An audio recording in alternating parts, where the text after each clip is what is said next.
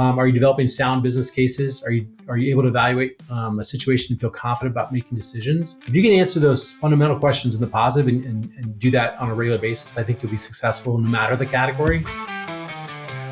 VOX Wins.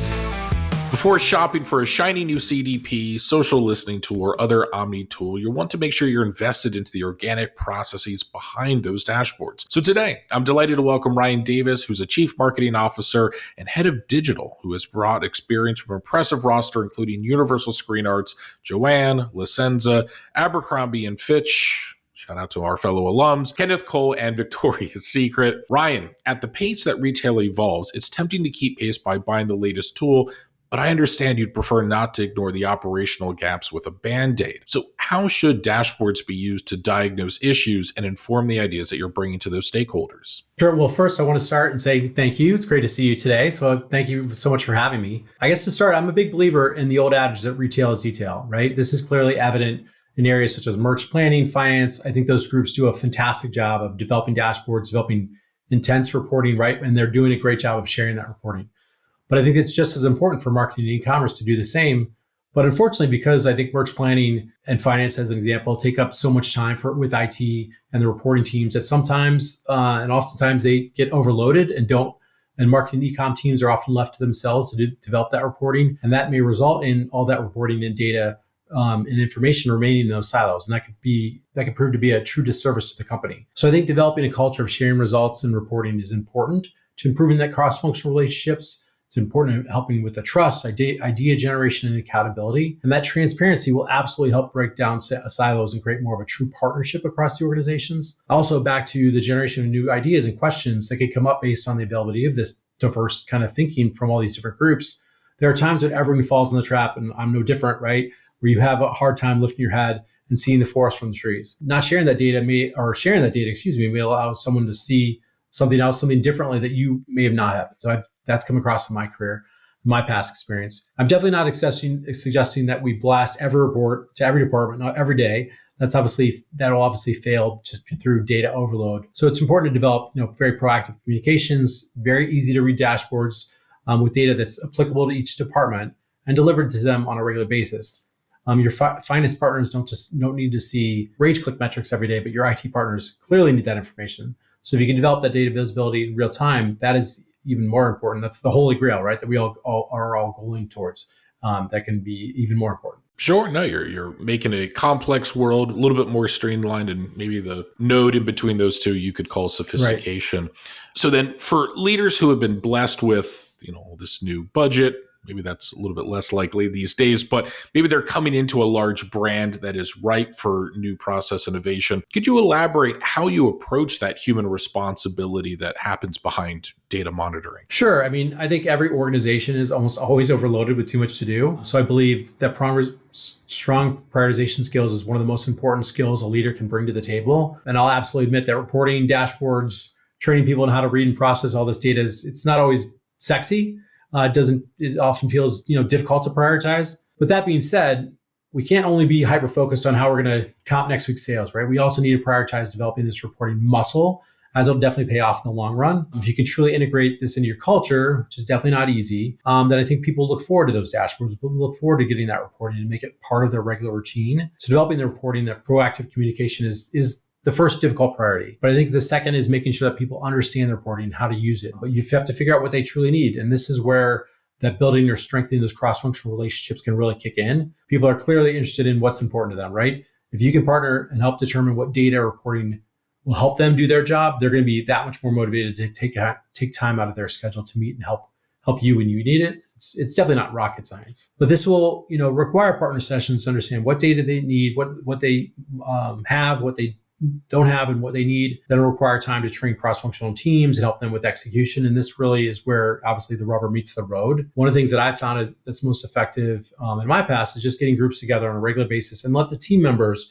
present how they're using the systems, what they're finding from their analysis, but most importantly, what actions they're taking and recommending because of the data that they're seeing, this reporting that they're seeing, because that's obviously going to be the most helpful. And all of this is ultimately to create a more organic capability to triage, diagnose data, to quickly find those opportunities, those problems and opportunities. And all this effort hopefully is just fueling the creation of a data-driven decision-making culture something that everybody likes to strive for, but it's often, much easier said than done. Totally. Wow. Yeah. No. And that realignment meeting cadence, I think, is a brilliant step. I am picturing a lock and key fit to match the right tools to organizations that can capitalize on their insights quickly. So, do you have any watch outs when it comes to implementing these types of tools? Yeah, I mean, it's not easy, right? Everybody's prioritization is always going to be challenged. I kind of mentioned that, but I think there's all other difficulties that are company specific, but they're probably very common. First of all, I think you need a roadmap to determine how we're to get from where we are today to where we want to be. Companies have a difficult time getting data in general. We're centralizing that data because of patchwork solutions, band-aids, legacy systems that don't work well with each other. And you need a roadmap that helps show you, do we have the good tools to quickly and easily get to where we want to be with that data. If not, we have to develop a business case, strong ROI to make those investments. And again, investing in reporting is not always sexy. It's not always an easy sell. And then there's IT implementation. That typically brings its own fun, its own time, budget challenges. Nothing's ever as easy as it should be. And lastly, from a watch-out perspective, I think the process for ongoing data governance and data quality is truly difficult because it's not something that's very fun to focus on. It's not something to revisit on a regular basis, but it's very important. The good thing is I think you can take this in chunks. Every solution or report doesn't have to be delivered today. Going back to that roadmap process around what we need when, prioritization and the resource needs, which is truly super important as well. I think that'll help you accomplish that cultural shift as you go through that process. Wow, yeah. Help me help you, I think, is a great way to sell that and get that support. And yeah, maybe a little bit of extra horsepower added so someone else can fill out those business cases and reports to finance. Right. You've seen the retail landscape evolve across multiple brands and categories. So I'd love to hear a hot take or bold prediction you have about the future of retail analytics that might surprise your industry peers. That's probably a difficult one. There's a lot of smart people out there always thinking about what's next, what's the next best widget to make data that much more effective. So I probably would feel crazy to say anything other than AI today, right? But I mean, look, I think AI will clearly be a game changer, but maybe where the bold prediction comes in is maybe it's going to create less fragmentation with the industry. I think the idea of massive amounts of value that can be derived from predictive or prescriptive analytics, hyper-personalization that will come from AI, that's been around since the days of the catalog and direct mail, right? We've always wanted that. I think this will help us get there much, much faster and easier. I also believe that that's helped spur an industry with hundreds, if not thousands of point solutions and vendors that are best at this, best at that, or the other. For example, product recs and site search and marketing communication, performance marketing, you can go on and on. So we're far from AI saturation, but as the usage of AI becomes more of a norm, and platforms maybe like Shopify solve the problem of complex integration within these systems and instead build it directly into their platforms like Shopify Magic, it feels like this may naturally result in some consolidation. Actually, right now, obviously, AI is creating probably more fragmentation, but I think in the long term, I think that really will go away and you'll see a kind of a tighter market. But who knows? I could be way off the mark. No, I think that's really, really smart. I think the challenge is you've got a lot of maybe smaller startups coming on that haven't built up the trust, reputation, aren't going to pass maybe the more challenging SOC 2 compliance tests that you would require at the enterprise level, whereas it might take a little bit longer time for the big players to build all these features into these all-in-one suites. Right. But you're absolutely 100% correct. AI is on the top of mind for everybody and pops up on this show all the time.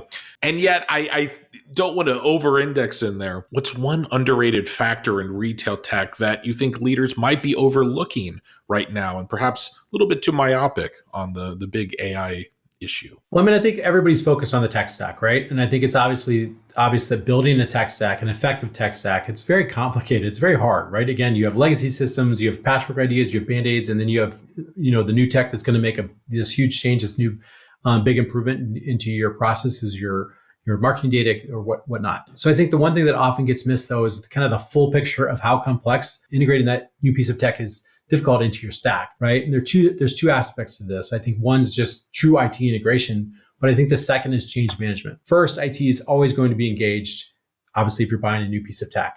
but they're often overloaded just like everybody else, and they may not have the time to do a complete in-depth analysis of all the impacts of integration points of other systems that they need to integrate with. So this results in delivery time and budget overruns if that's the case. Second, if you're integrating a change management plan into the rollout of new tech, that's super important. It's one thing if 10 or 20 or 50 users are going to be utilizing that at corporate, right? It's one location or maybe a couple locations, but it's completely different if you're rolling that out to the field as an example. How this new tech is impacting the organizational structure and day-to-day job execution of resources really needs to be thought through and completely planned, organized, et cetera, when you're making big investments in technology. It has to be part of the overall kind of program of the investment of the new tech. Making a wonderful case for the importance of human capital to manage it and have all that legacy knowledge built into how the big machine runs. You just start throwing machines at this thing and you're going to lose that continuity. Right. Excellent point. Of course, the issue at the heart of Vox are leader preferences for how and when they work with vendors. So, Ryan, when evaluating data solutions, what approach do you take to total cost of ownership across departments? Is it something you build with stakeholders during evaluation, or do you handle independently? Yeah, I'm a big believer of bringing in partners very, very early in the process, as soon as possible, really. I always start with, bringing IT in, procurement, legal, obviously your primary stakeholder. I want to be able to quickly identify any red flags that they may see that may make this working with a specific vendor difficult or maybe impossible. Some MSA issue, a tech issue, or maybe one of your partners has had a really negative experience with a particular vendor. I want to make sure that we can find out that information as quickly as possible, but then also be transparent with the vendor because they need to begin thinking about the solutions for these problems as early as possible. I think there's a lot of vendors that are afraid of identifying elements that could create a sticky situation in the sales process, right? But I think the best partners are the ones that bring those up early, are ready to partner on developing solutions, versus ignoring them or pushing them down the road. We'll figure it out later type of thing.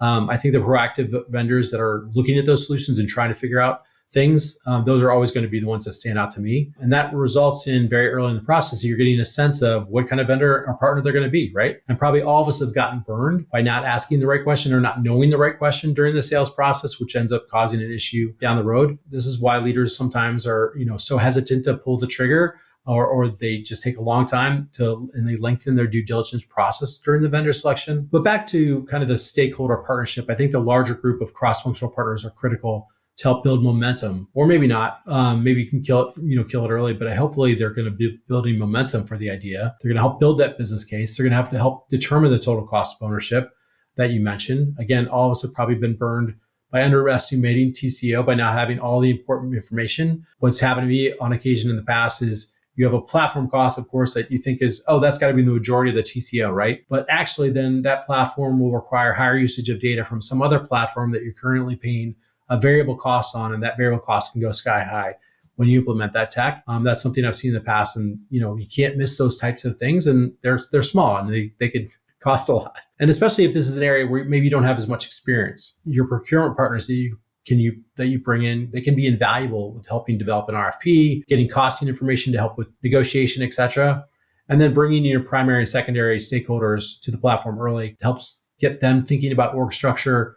And that's an important factor down the road for the business case, for the TCO. I'm definitely not saying that all these players need to be part of the final decision maker. You don't want that to be a huge cross-functional team to be the final decision maker. That can create its own set of difficulties. But ultimately, the more information you have during the due diligence partner from this kind of bigger cross-functional group, I think the better. I love when you talk about wanting just upfront genuineness from vendors if something needs to be built and put on the roadmap, because I think that's sort of standard operating fare. Even mid-sized software companies all of a sudden become an agency and swear it's on the roadmap, and sellers are sending panic slacks to their solution engineering teams. Now let's shift gears and talk more about your career journey, because you've worked across apparel, crafts, and specialty retail. Is it fair to ask for a North Star that's guided your approach across such a varied retail environment? I doubt my point of view is much different than others. To me, it's definitely about customer experience.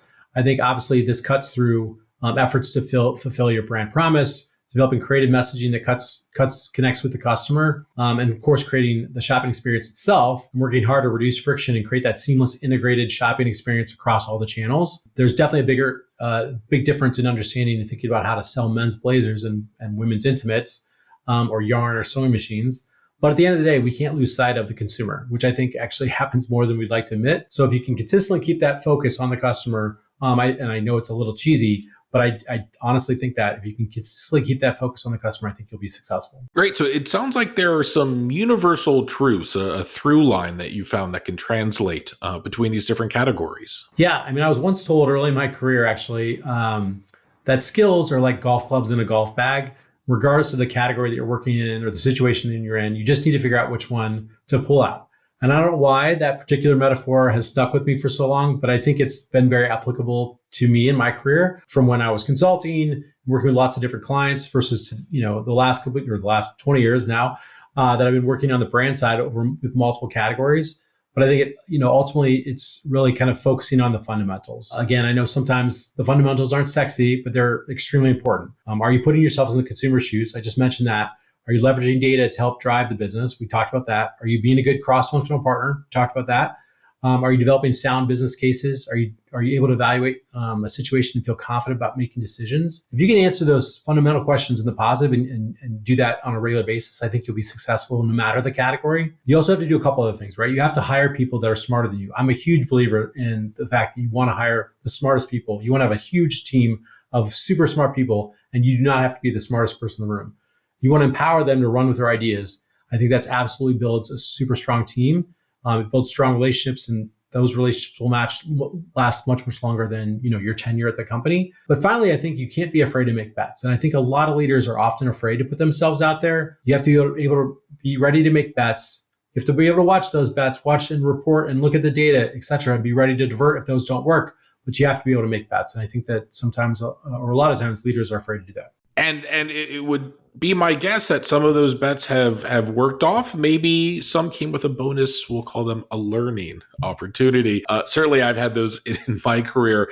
So when you look at all the brands you've worked with, was there a particular challenge or project that really stands out, especially transformationally for you professionally? Sure. I mean, I've been very fortunate to work with some great people, take on a variety of challenges over my career. I've had to deliver, results on huge marketing campaigns at Victoria's Secret. When I joined Abercrombie, actually, they didn't have a view of customer data or a CRM system. So that was a monstrous challenge. And all these, various challenges were very, very transformative in the sense of how much I learned then and those skills that I can leverage today. But I think one of the challenges that was particularly impactful to me was the implementation of Salesforce Commerce Cloud at Senza. We were actually running on an old version of Magento that was still running on local servers, actually, versus the cloud. And this wasn't long enough that the cloud wasn't around. It was, but as you can imagine, we had a tight timeline, a tight budget, significant complexities of implementing a brand specific solution for Senza, but we had to make it work as part of the broader L Brands technology infrastructure that we were, obviously owned by L Brands. And so I was talking about fundamentals earlier, and I think that this was a challenge that helped me realize how important they can be. So we think about prioritization. Again, I don't want to beat the dead horse, but budget and timelines constraints. How do we focus on delivering what we can deliver, right? What we can truly deliver. Project management is super important. Developing a detailed timeline with milestones and how to shift if we miss one of those. And that's essentially what you have to develop a roadmap for other initiatives that I've had to take on. Budgeting, it's fairly straightforward, but a critical skill to have in practice. And it's not as common out there as you might think or as it should be. Building those strong cross-functional partnerships. I knew I couldn't do it alone, but more importantly, I needed those partners to have buy-in and gain their alignment to be able to deliver, right? If they say, no, we're not ready, then, the project has another delay. And then getting really good people, right? Having the right people, ensuring we had a really strong team with the right skills, the right seats, and the type of people that were dedicated and persistent to getting those things done the right way, not cutting corners. I'm sure there's others, but those are, focusing on the fundamentals is very, very important in my opinion. Awesome. And Gosh, within the world of CX, I think one of my privilege of being able to speak to leaders is I'm maybe shining a spotlight on things that have been known within this population for many years and how the roles of CX are transforming. You might have been focused on insights, data, CRM, so you are naturally going to focus on loyalty. But in some companies, I've heard acquisition now being brought in, and here I am getting to talk with someone who is well versed post-sale, but also top of funnel as well. So I have to ask you, with that experience across marketing and digital leadership roles, how do you see these functions evolving in the coming years, especially as technology continues to advance? Yeah, I mean, I think they've been evolving a little bit for a number of years, but I think there have been many leaders or companies that have wanted to keep these silos for some reason. I'm not sure exactly why. I definitely like to break down those silos. In my past, I've even seen marketing leaders that are so focused on the brand or so focused on brick and mortar that they don't shop the website. And that was shocking to me, but I've seen that more times than I'd like to admit. And they just kind of left all that to the digital team as opposed to really getting engaged. And I think that having those silos is a big disservice. Obviously, I think COVID put a very fine point on this, that those companies probably had to scramble to ensure that they could deliver a great seamless experience regardless of the channel. And this should be every company's goal. I think it makes sense that these groups have to evolve and integrate much more intensely. This could require different skill sets, definitely often requires changes in org structure to ensure you have those right seats in the org structure and you have the right skills in those seats. But definitely, I think they're evolving to become closer and closer and will continue to do so for quite a long time. I always like to wrap up by shining a light on some big wins of our guests, those war stories where you put out a fire or built something uniquely difficult. Could you share a story from your career that stands out as particularly challenging or rewarding? Sure. I mean, the Salesforce implementation was definitely rewarding, and again, definitely something that was big from a learning perspective that I've carried on. But I think another is probably from my experience at JOANN, truly from a marketing communication perspective. We built a very, very successful digital performance marketing program with a very strong tech stack that was delivering measurable ROI. And that process was actually a huge learning experience as well. But we'd been playing around with brand level marketing, and it was just not cutting through and felt we were just not getting our bang for buck with all the investments that we were making. So we really had to think differently about how to develop and leverage brand campaign to make sure that it was worthwhile.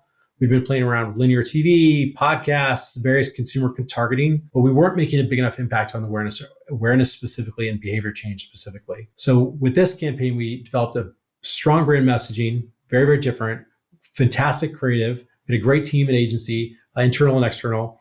We leveraged learnings from that performance marketing program to really think about how to target differently and really leverage some channels a little differently as well. We were able to run that campaign with another brand lift study that showed very, very positive results. We delivered improvement in brand awareness. We also delivered great behavior change metrics against big box like Walmart and others. And this was to be able to be proven to be the model that we were able to then carry on for future campaigns. So significantly important for JOANN and for the brand.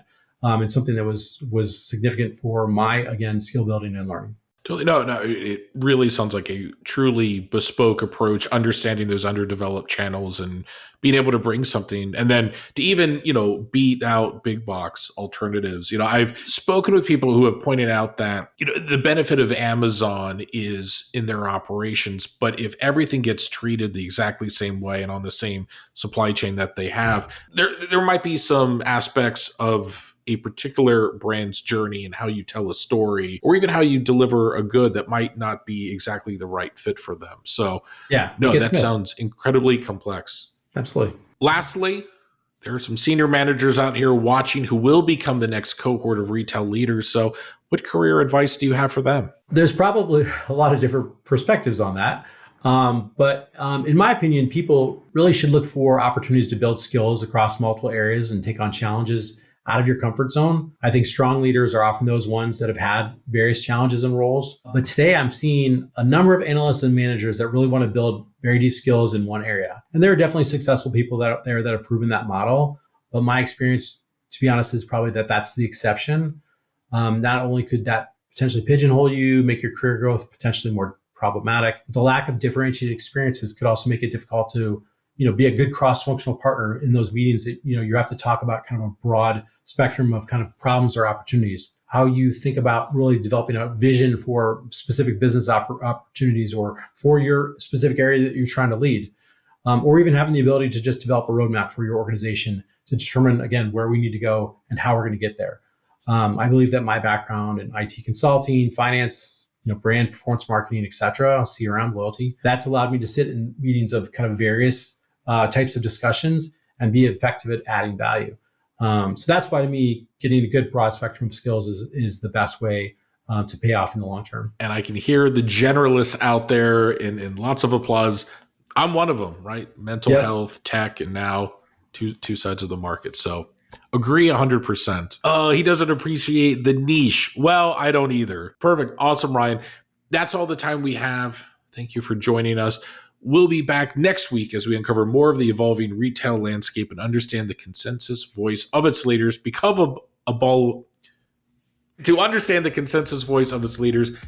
above all else, VOX wins.